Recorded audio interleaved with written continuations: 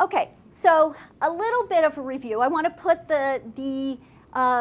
what Esther has been doing the last few lectures into a little bit broader context, and that's going to be a sort of a nice segue into talking about linear regression. So what did we do for the first sort of half of the semester? We established a foundation in probability, and we proceeded to talk about how to estimate unknown parameters.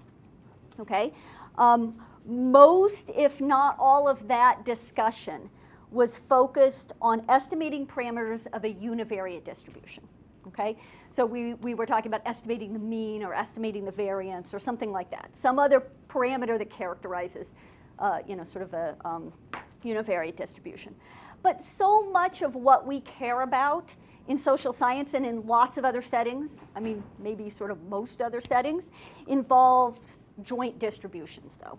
And so we really have to be concerned with how to estimate parameters characterizing either joint distributions or conditional distributions or something like that. Okay? So Esther's discussion of causality was really the beginning of this. And it was also, we could think of it as a special case. Okay? So you can think of much of what she did as considering the joint distribution of two variables where one was simply a coin flip. So if you flip the coin and it comes up heads, that's a treatment. That observation has a treatment. And if it comes up tails, that observation is assigned to control. Okay? And then the other random variable that was defined on this sample was the outcome of interest, say infant mortality or website effectiveness or something like that. Okay? So we didn't always talk about, and I should say, in fact, we were mostly concerned with the conditional distribution of the outcome variable conditional on this coin flip. Okay? So we can, and we did, think of the treatment and the control group sometimes as being sort of two separate populations.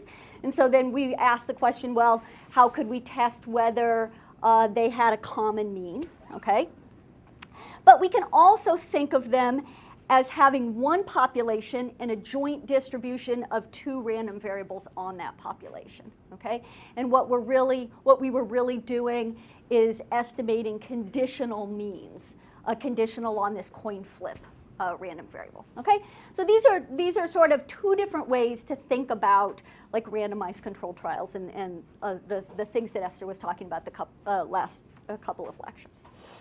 Okay, and they're sort of equivalent ways to think about them.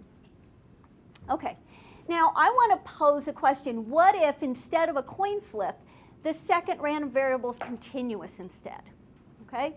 So let's suppose we have a random variable. It can take on a whole range of values. We can still think of it as being sort of levels of treatment or something like that. We don't necessarily have to think of it that way, but you can think of it that way.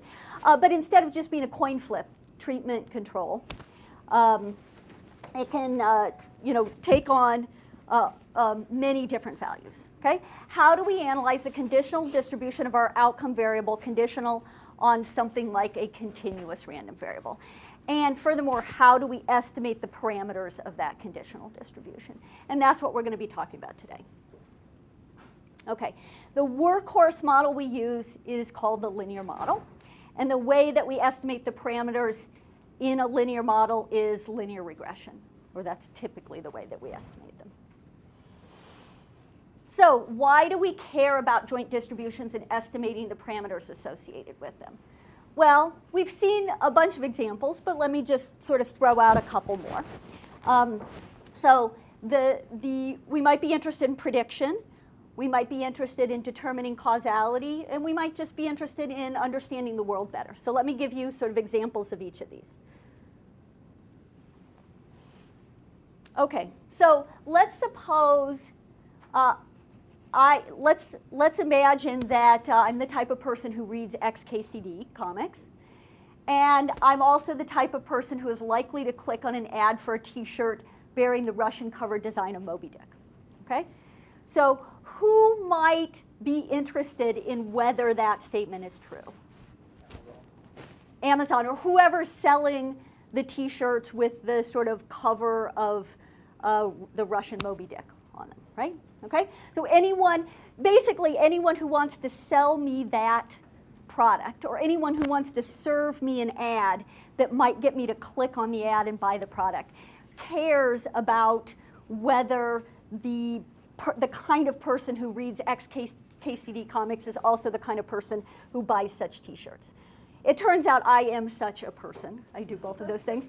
And I thought I'll just show you my favorite XKCD comic and let you read it for a second. And I did just order this t-shirt from Out of Print, which I think is a pretty nice looking t-shirt.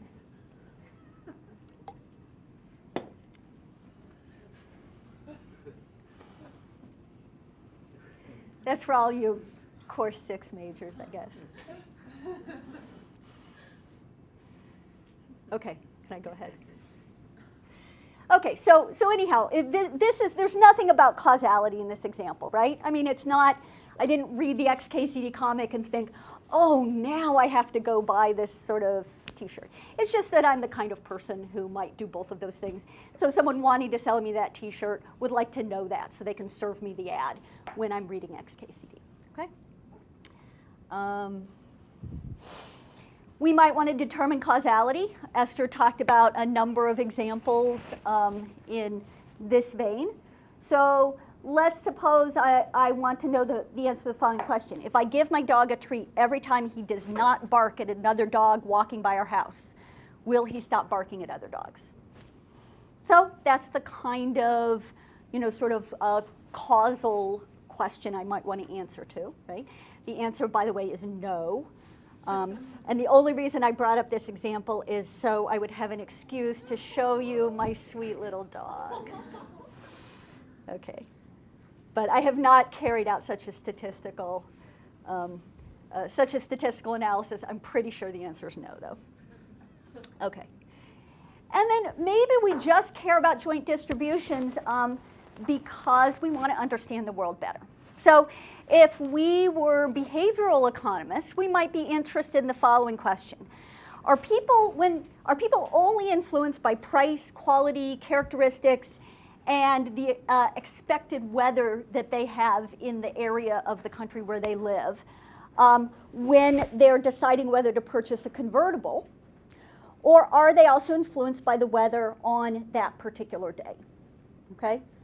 So behavioral economists might be interested in a question like this because they want to understand, sort of what influences sort of economic decisions that agents make. Do they make sort of rational decisions, or are they deciding to buy a convertible because they know what the weather is going to be like over the next 5 years, and that's sort of the period of time they're going to own the car? Or are they likely to make these sort of decisions that are hard to justify by any sort of rational economic model, like, gosh, it's really sunny today, maybe I'll buy a convertible that I'm going to now have for the next 5 years?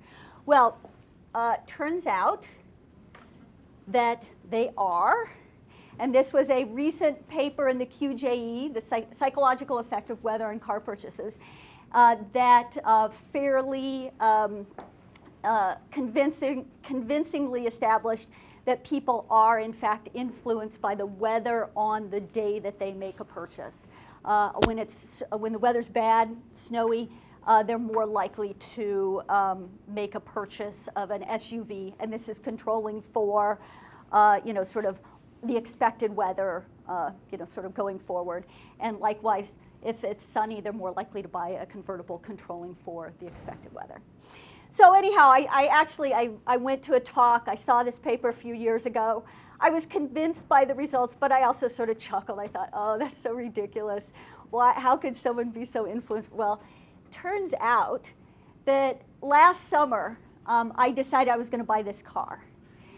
And the car, so I was waiting for the 2016 model to come out. And it was a really hot model of car. I couldn't even test drive it. I mean, it was like really hard to sort of, and I thought, okay, I thought about the QJE paper, and I said, all I have to do is wait until the weather gets bad, and then the models of this car will sort of build up on the dealer's lots, and I'll just waltz in and be able to buy one, and maybe I'll even get a deal on it, right? Well, turns out as soon as the weather got bad, I kind of lost my interest in buying the convertible, and I just ended up buying a sedan, so.